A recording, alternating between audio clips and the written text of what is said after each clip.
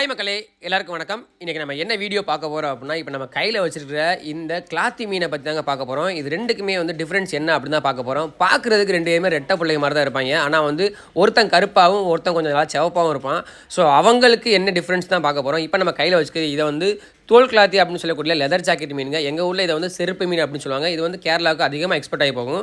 இப்போ நம்ம கையில் இன்னொரு மீன் இருக்குது பார்த்தீங்களா, அதாவது கொஞ்சம் சிவப்பாக இருக்கான் பார்த்தீங்களா, பச்சை பச்சைன்னு. அவன் யார் அப்படின்னு கேட்டிங்கன்னா, அதோட தோற்றத்தை நம்ம பார்க்கும்போதே மயில் ரெக்கைகள் இருக்குல்ல, அதோட கலர் எல்லாமே அதில் ஷேடாக கொடுத்துருப்பாங்க. அந்த மாதிரி கடவுள் படைச்சிருக்காரு. அதனால் அதுக்கு பேர் மயில் கிளாத்தின்னு வச்சுட்டாங்க. ஸோ அந்த மயில் கிளாத்தி மீன் இங்கே அதிகமாக எக்ஸ்போர்ட் ஆகாது. என்ன காரணம் அப்படின்னா, இதோட டேஸ்ட் கம்மியாக இருக்குன்னு சொல்லுவாங்க. அந்த தோல் கிளாத்தி கோழிக்கறி மாதிரி இருக்கும் அப்படிங்கிற மாதிரி சொல்லியிருக்காங்க. நான் இது வரைக்கும் சாப்பிட்டதில்லை. யாராவது சாப்பிட்டதுன்னா மறக்காமல் கமெண்ட்டில் சொல்லுங்கள். ஸோ இது கிளாத்தி மீன் எக்ஸ்போர்ட்டுக்கு போகும், மயில் கிளாத்தி எக்ஸ்போர்ட்டுக்கு போகாது. அதே மாதிரி மயில் கிளாத்தி விலை கம்மி, தோல் கிளாத்தி விலை கூட அப்படிங்கிறத நான் இந்த வீடியோவில் சொல்லிக்கிறேன். இதே மாதிரி விஷயங்கள் தெரிஞ்சுக்கலாம் நம்மளோட சேனலை மறக்காமல்